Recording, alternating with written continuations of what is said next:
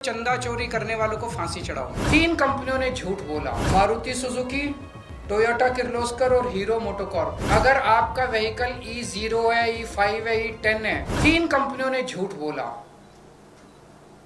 ये 3 कंपनियां कौन सी हैं जिन्होंने झूठ बोला?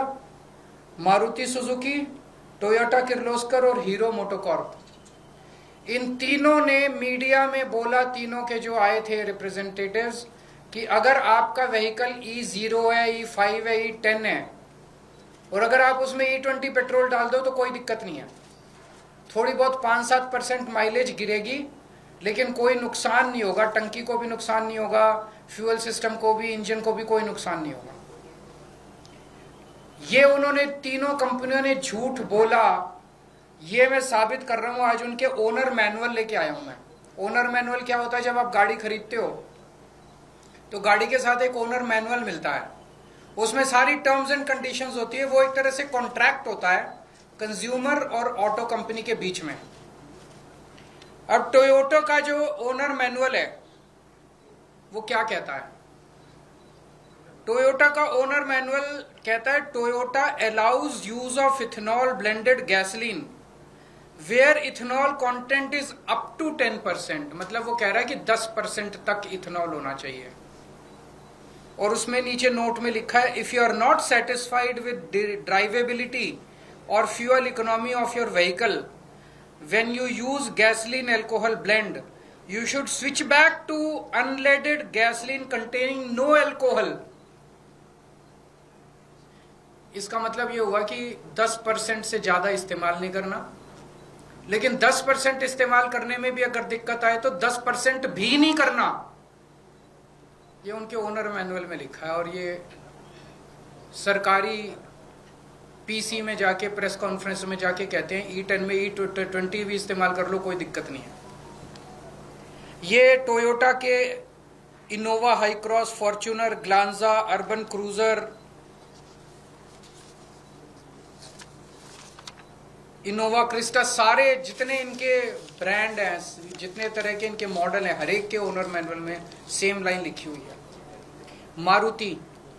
मारुति ने भी जाके सरकारी प्रेस कॉन्फ्रेंस में बोला कि E10 के व्हीकल में E20 से, E10 का व्हीकल क्या है आम लोगों की भाषा में समझा दूं, 2023 से पहले जितने व्हीकल बने हुए हैं जो इथेनॉल के लिए नहीं बने थे, जो प्योर पेट्रोल के लिए बने थे, लेकिन उसमें अगर 10% इथेनॉल इस्तेमाल भी कर लो तो कोई दिक्कत नहीं होती, तो उनको E10 कंप्लायंट बोलते हैं। तो 2023 से पहले बने हुए व्हीकल्स जो या तो 0 इथेनॉल पे या 10% तक जिसमें इस्तेमाल किया जा सकता है, उसको E10 बोलते हैं।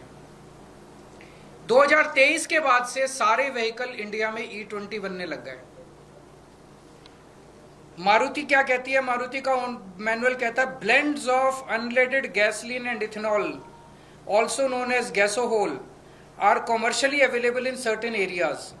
Blends of this type may be used in your vehicle if there are no more than 10% ethanol. 10% से कम इथेनॉल होना चाहिए। नोट में लिखा है, if you are not satisfied with drivability or fuel economy of your vehicle when you use a alcohol blend, you should switch back to unleaded petrol containing no alcohol.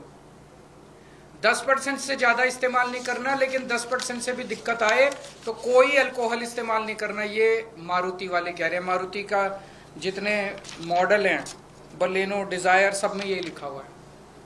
और सरकारी press conference में जाके ये कंपनियां कहती हैं कि E20 इस्तेमाल कर लो, E10 में कोई दिक्कत नहीं होगी। इन कंपनियों ने झूठ बोला। इन तीनों कंपनियों ने, मारुति सुजुकी, टोयोटा किर्लोस्कर और हीरो मोटोकॉर्प। मैं इन तीनों को पूछना चाहता हूं कि अपने कस्टमर को धोखा मत दो, अपने कस्टमर से झूठ मत बोलो। सरकारें आती जाती रहती हैं, वैसे भी ये सरकार अब ज्यादा दिन चलने वाली नहीं है। Customer is the king. अगर लोगों ने तुम्हारा माल खरीदना बंद कर दिया, उसके बाद कहां जाओगे? कल मैं चिट्ठी लिखूंगा इनको सबको, इन तीनों कंपनियों को जिन्होंने झूठ बोला, और उनसे कहूंगा भी आपका ओनर मैनुअल तो ये कहता है और आप ये कहते हो, लिखित में दे दो। लिखित में दे दो कि अगर किसी गाड़ी की, तुम्हारी गाड़ी की माइलेज 10% से ज्यादा कम हो जाती है तो क्या आप उस बंदे को माइलेज के लिए कॉम्पेंसेट करोगे? अगर आपके इथेनॉल गाड़ी में इथेनॉल E20 इस्तेमाल करने से अगर गाड़ी खराब हो जाती है, वियर एंड टियर होती है, तो क्या उस गाड़ी के कंपोनेंट को रिप्लेसमेंट आप कॉम्पेंसेट करोगे? एक बार हाँ कह दो, लाइन लग जाएगी तुम्हारे प्लांट के सामने पूरे देश में गाड़ियों की।